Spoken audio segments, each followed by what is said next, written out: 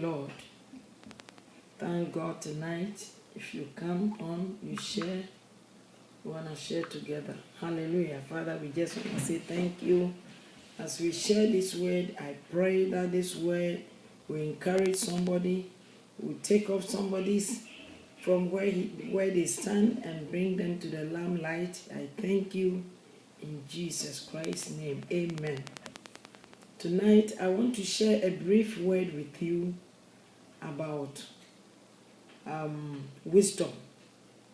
Wisdom is very, very, very important. You are always cautious. How to listen to instructions is very, very important. I want to encourage the youth. I want to share my brief word with the youth. Please share this message. And let's take our quotation from Proverbs chapter 6, the verse number 16. As Proverbs, most of the passage was written by Solomon's mother. Solomon was a king, and the mother loved him so much because Solomon was a son of David, as you know. But Solomon became a friend of God. Solomon spoke to God, and God granted him the favor to succeed in life. But at the end of Solomon, he was not for God. Solomon became a lost soul. So how do you think about this? I want you to think about it and know that discipline is very, very, very important. And also obeying counseling. Every human being on this earth here, you need somebody to counseling you. If you neglect counseling, you fail. So the title of this message, I say moral failure. Discipline prevents nightmare. Very, very important. If you want to prevent nightmare, then you must give room to discipline. Very, very important. We are in the last days, which even our youth, they ignore discipline. They ignore counseling. You see, by something which is really, really, really important in every human being's life. Even president, the kings and the queens, every human being on this earth, pastor, apostle, prophet, it doesn't matter who you are. You need somebody to counsel you. It's very, very important. And so let's hear what Solomon's mother was sharing with Solomon. When Solomon was going astray, Solomon became a king. He was he took care of his father's kingship, and he was on the throne. A King Solomon. Solomon destroyed his life because he refused to obey. He refused to listen to counseling. Okay, so I want us to share this. It said, these three things the Lord hates. That is Proverbs chapter 6, verse 16. These 6 things the Lord hates. So God who created you, he has some specific things which he hates. Thank you. Who waves me? Thank you. He has something which God hates. And people are not taking care of those kind of things. But let's see, he said yes. 7 are abomination to him. Okay? A proud look. A lying tongue. Hand that shed innocent blood. A heart that devises wicked plans.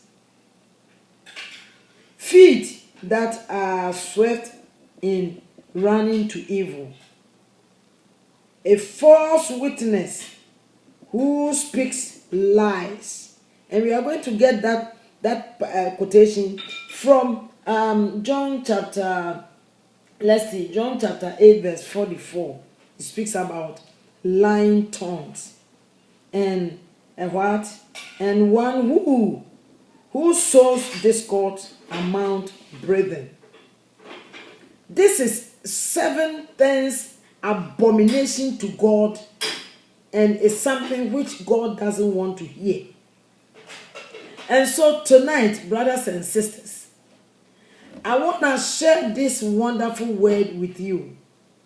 Very, very, very important. A lying tongues. We have many people, many young ladies and many young men, our youths.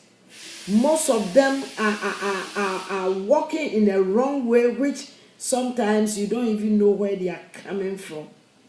I just want to speak to somebody that as we share this word together, you are going to be transformed. You are going to be changed from where you are. You are going to respect God and also to respect your elders, your mother and your father. You see, this woman was speaking to his son because Solomon was his son. And so I believe sometimes mothers, our hearts broke down. We break down. And sometimes we want to talk to our children. They won't hear us. But listen, the number one, he said, a proud look. Those kind of, the type, the proud look means, you see some children, they have their job, they finish their university, they have their job, they get money more than their parents, and they don't even respect them because they think they are on top. We have children who are like that, the youth, because they are on top. I'm working, I'm taking a lot of money, so I don't care what is going on. I don't respect. They don't even care about their parents. But I want you to know that it doesn't matter how much you are earning, how much you are getting. Money is not the end of life. Money is nothing. It's last end of life, I tell you. When the Spirit of the Lord is upon your life, the favor you achieve to achieve so many good things, you have no idea. Holy Spirit can help you and bring you to where you never dreamt of. But many people does not know. You see, many people does not know. A proud look. People who think they are okay, so they don't care, they don't respect anybody. They go to church, they don't care about their pastors, they don't care about their leaders, they don't care about anything because they are on top. They have money. But money is nothing. Trust me. If money is your hope, then you are dead. If possession is your hope, then you are in trouble. If what you have acquired is what you are depending on, is your hope, then you are in serious trouble. Money is not the end of life. And so, as I said, every human being needs somebody who can counsel you. You need to be accountable to somebody. So somebody can also be accountable to you. We are one keeper. It's my duty to help you. It's your duty to help me. The reason why many mothers and fathers, parents are going astray, especially we that are in abroad, is because our children, they don't want to listen. And so they go by their own way. They do their own things. But listen, when Solomon was marrying all these women, Solomon was having 700 wives, 300 girlfriends, and all etc. all around. Solomon was having all this. The guy was damn rich because the daddy left money, and so there was riches in the palace. Solomon was having everything, and so he thought he was okay more than everybody in the city, and so he does not want to listen to nobody until the heart of the mother was broken. The Bible says he called his son one day and said, Solomon, my son, listen to me. I have a word for you. I want to share this with you. As you read Proverbs, you will see the words which the mother shared with Solomon. But listen, there are some specific words here which the mother shared with the son. Because the mother saw where the son was going. She saw that if he is going to leave Solomon, he is going to fall flat. And lo and behold, Solomon could not stand for the Lord. He died on the road. He couldn't get to the promised land because of disobedience. And so let's hear. He said, a proud look. Because I have more than you. My mother, it's I even who sometimes support you money.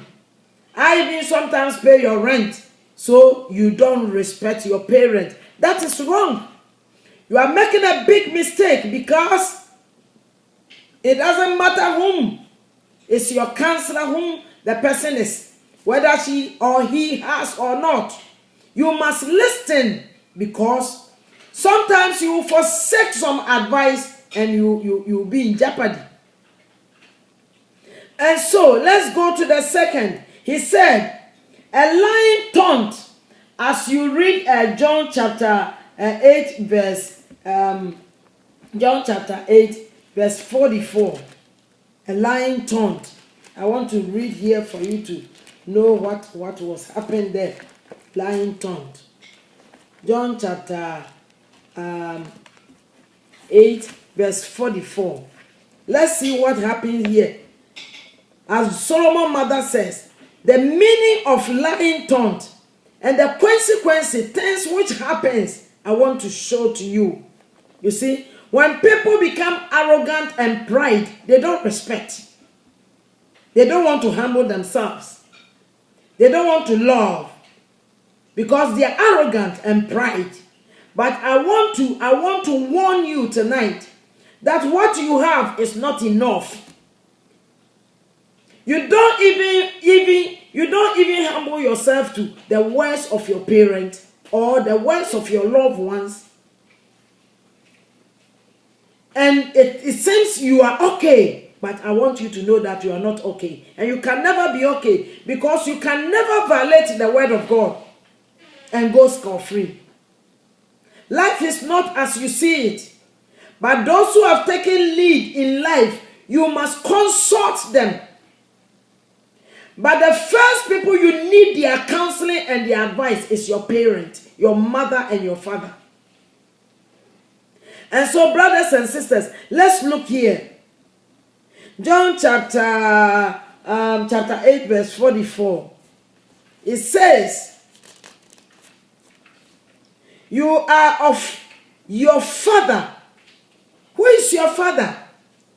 If you carry a lying tongue, the Bible says you are like your father. I'm going to show you your father in a minute. You are of your father, the devil. And the desire of your father, the desire of the devil is this.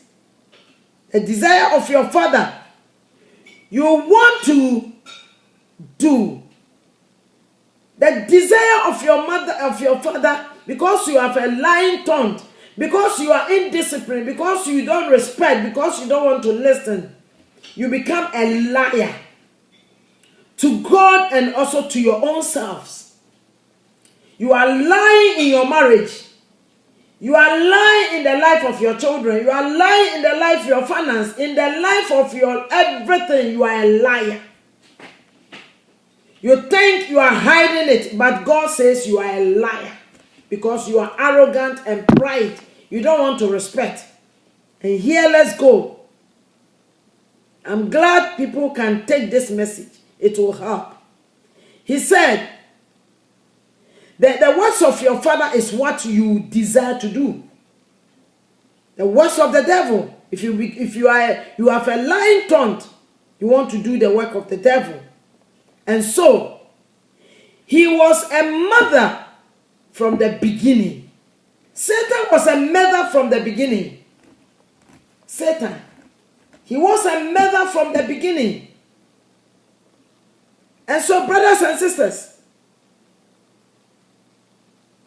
Stay away from disobedient.